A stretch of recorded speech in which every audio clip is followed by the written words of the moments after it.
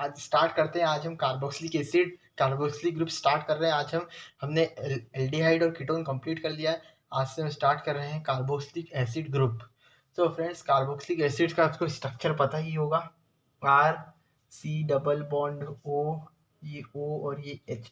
सो carbon इसमें double bond से connected होता है विथ ऑक्सीजन, एंड इस वाले ऑक्सीजन से कनेक्टेड होता है सिंगली बॉन्डेड, और इससे भी कनेक्टेड होता है। वैसे इसका स्ट्रक्चर तो ऐसे ही बनेगा, R C double bond O और एच। तो इससे भी सिंगली कनेक्टेड, इससे भी, और इससे डबल बॉन्डेडली कनेक्टेड होता है अपना कार्बोक्सिलिक एसिड ग्रुप। इसलिए जो रिमेनिंग फ्री वैलेंसी होती है कार्बन की, वो सेटिस्फाई हो जाती है हाइड्रोजन के कनेक्ट होने से भी। वैसे तो इधर 2 3 4 है ना कनेक्टेड, और इससे भी कनेक्टेड हो जाता है, तो इससे भी इसकी वैलेंसी फुल हो जाती है।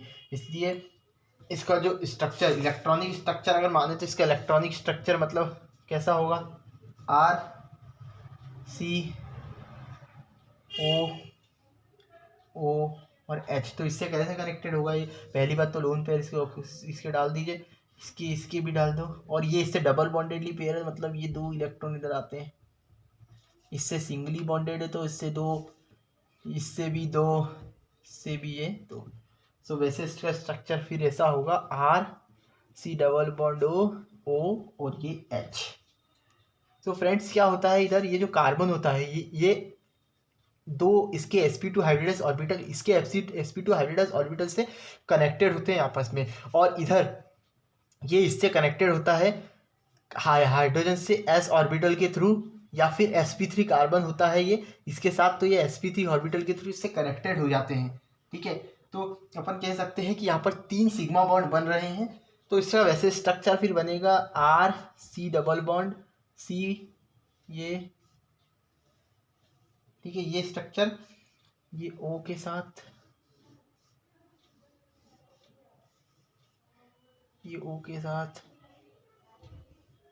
ये H, तो इससे कनेक्टेड है।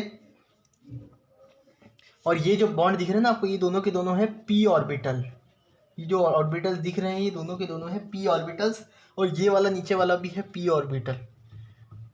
तो यहाँ पे 3 p ऑर्बिटल्स के थ्रू कनेक्टेड हो रहा है। इसको अपन बोलते हैं अल्फा स्ट्रक्चर। ये वाला जो पहला वाला है इसको बोल रहे हैं अपन, इसको बोलते हैं अपन सिग्मा स्केलेटन। सिग्मा स्केलेटन इसका नाम है, इसको सिग्मा स्केलेटन बोला जाता है। तो यहाँ पे p ऑर्बिटल का भी बड़ा रोल देखा जा रहा है। तो ये जो तीनों के तीनों p ऑर्बिटल हैं ये पैरेलली ओवरलैप्ड है टू फॉर्म सिग्मा बॉन्ड। तो इसलिए यहाँ पे आपने देखा होगा डबल बॉन्ड बनता है, डबल बॉन्ड इधर बनता है और इधर बनता है सिग्मा बॉन्ड। तो ये पैरेलली लगे हुए हैं सबके साथ। ठीक है, तो फ्रेंड्स अब हम आगे बढ़ते हैं, रेजोनेंस स्ट्रक्चर की तरफ बढ़ते हैं। कार्बोक्सिलिक एसिड का रेजोनेंस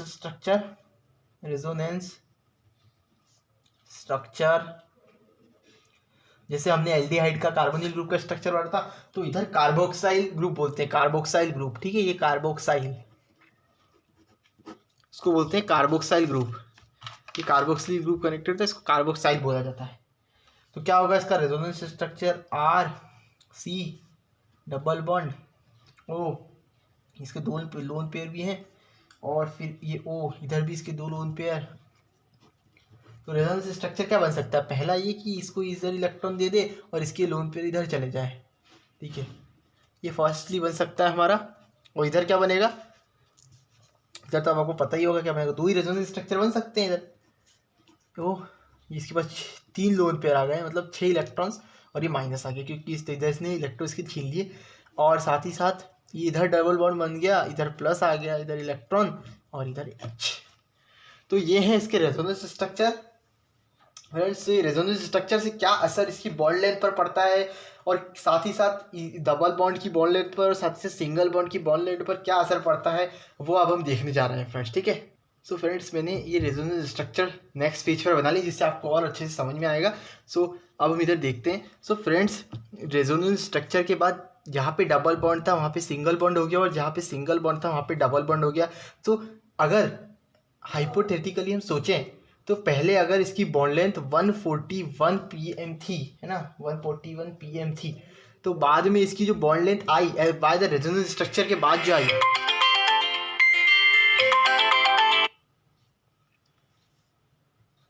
तो फ्रेंड्स बाद में जो इसकी बॉन्ड लेंथ आई वो बता रही थी 136 pm।